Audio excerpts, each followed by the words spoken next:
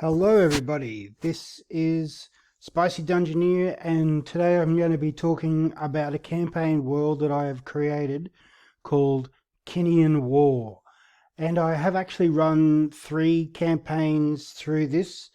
It was during the 3.0, 3.5 days, and it did use those rules, but I think with the release of the new rules for one Dungeons and Dragons, I think it's time that we upgrade this, have a look at it, maybe use the new rules to create something interesting. So I thought that I would make a video and just explain my vision for this world and see if anybody's interested. So if you are, please do like and subscribe to my channel. Give us a comment below. I do read all of the comments and I try to answer them back, and just keep it respectful, and then share it with your friends as well, because I'm finding that that really does help me to spread the word about this channel. Anyway, let's continue. Kineon War. What is it? What is it about? As you can probably guess by looking at what you've seen so far, it's based on a Viking or Germanic worldview. Now, it's I admit I love Tolkien's stuff, but it's not exactly the same as that. It's my own take based on Norse mythology, Germanic mythology, my interest in those European and Scandinavian cultures. It's got some Celtic stuff because of the interaction between those cultures, and it's got other things as well based on the interaction of the Vikings with other cultures, such as the Russians and the Central Asians and things like that. But it's not based totally in the world as we know it. It's its own fantasy world, and so let's get into it. Now, as I have mentioned before, I have used this game in my groups of friends 3 times. I've run 3 campaigns, and they was all slightly different as I developed different rules within it. So I'm looking forward to bringing all of them together.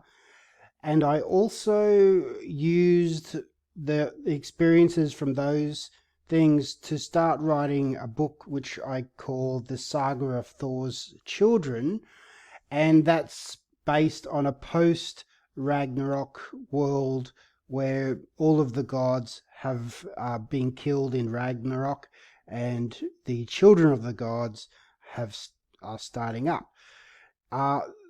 This is similar to some of the ideas of Kineon War in that it is building up to Ragnarok. So the characters are Vikings, or actually Azar or Vanir characters that are adventuring, and with the idea of building up to a large final battle as Ragnarok, the Twilight of the Gods, and things like that. So that could be like, that's obviously just a surface level goal for the whole campaign, but there's nothing to say that if that didn't suit your play style, if you wanted something smaller than the battle for the end of the world, you could definitely do that. There's nothing to say that you couldn't do just a general exploration, and I do have various adventures, but let's dig a little bit deeper into what goes on. So with the characters, I did invent some species based on the lore of the Vikings. Now, dwarves are a little bit different, and just remember that back in 3.5 days there were negatives as well as positives to various species. That has been taken out of the Dungeons and Dragons 5th edition because nobody wants to have any penalties for anything. We only want positives. But I actually think that takes away something from the game. When I have a look at the species that you can be, I might readjust that. But let's have a look. The dwarves are actually much more like the Dvergar, or I call them the Dvergar, rather than dwarves as you know them. The dwarves that you see in the D&D's books are more like half dwarves.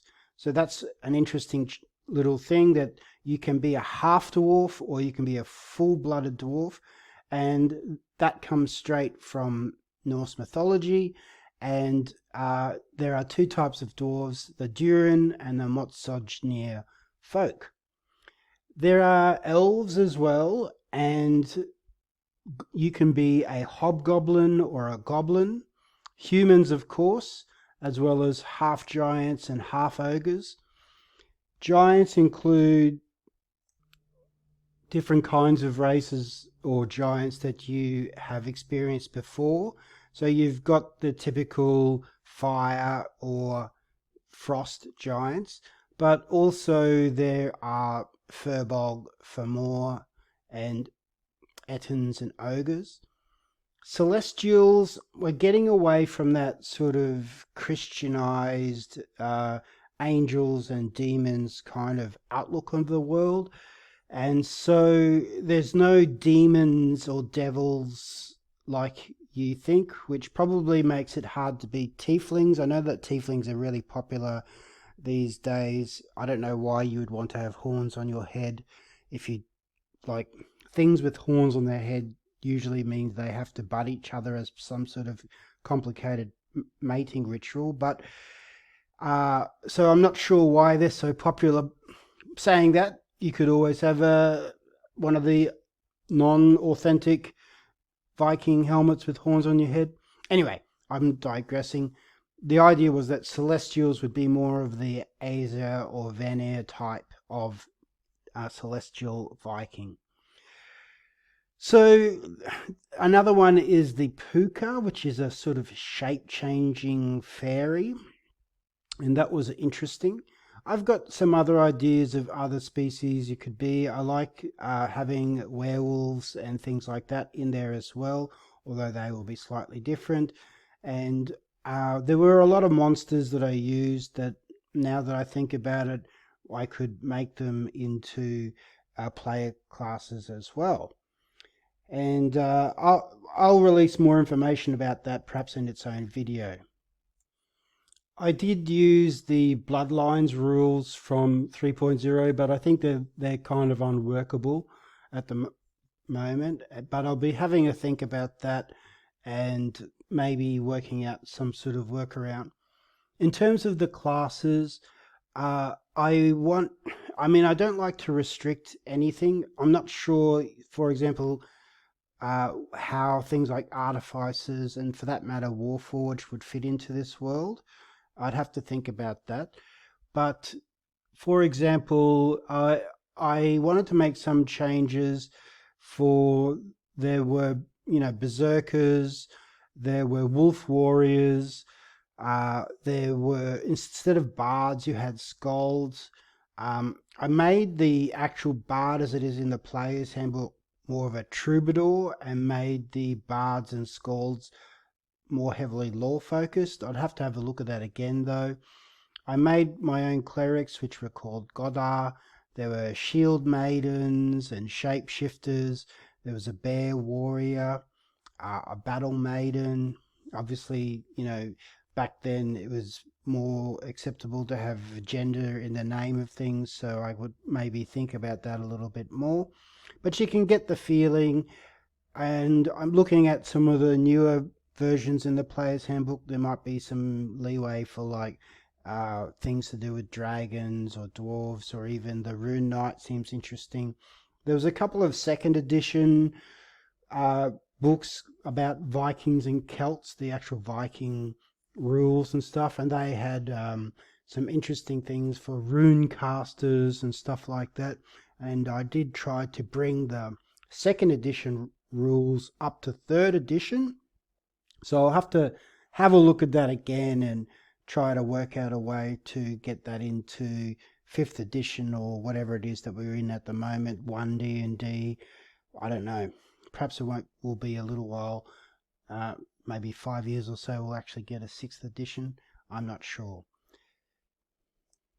At the time, there were a lot of splat books and official books about running campaigns in cold weather or frosty environments, and I did purchase some of them, which unfortunately I haven't survived my move overseas.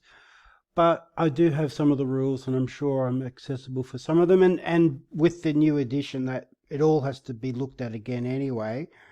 But there were some interesting things. I was after Kineon War, I kind of went into Conan RPG and Slain RPG, which are two systems that were based on 3.5 or 3.0 Dungeons and Dragons.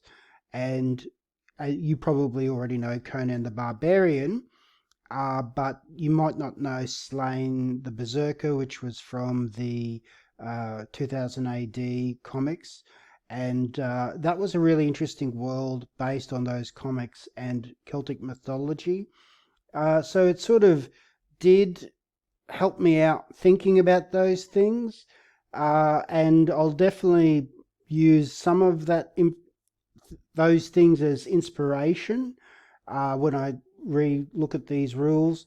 And I'll be working on some of the little campaigns, because I do have the records of the adventures that we did and stuff like that. So, and I created a lot of stuff myself. So I'm sort of interested in using all of that time that I spent into making these new resources and the experience of DMing them and creating something new and exciting as well.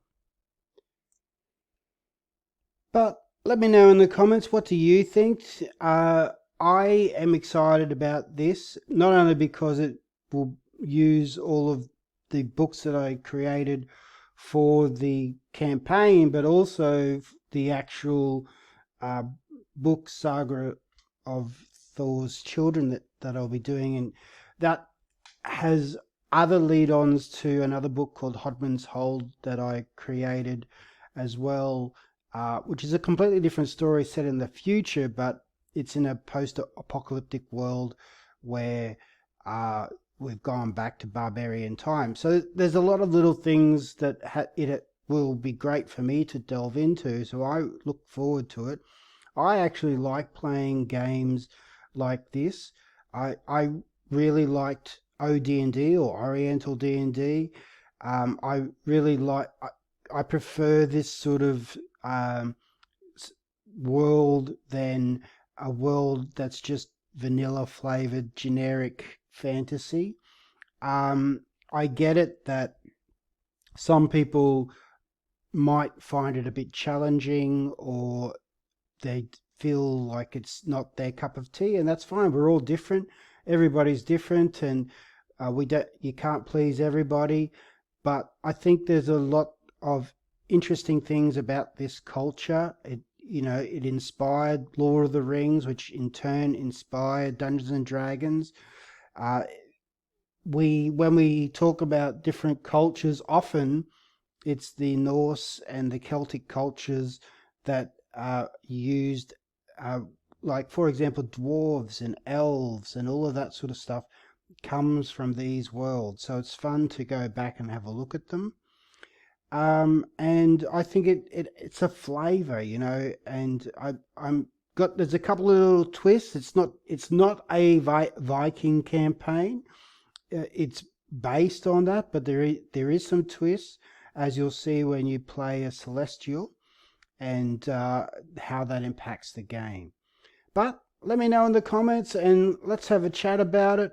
I'm looking forward to getting into it, and I'll see you in the next one. Bye for now.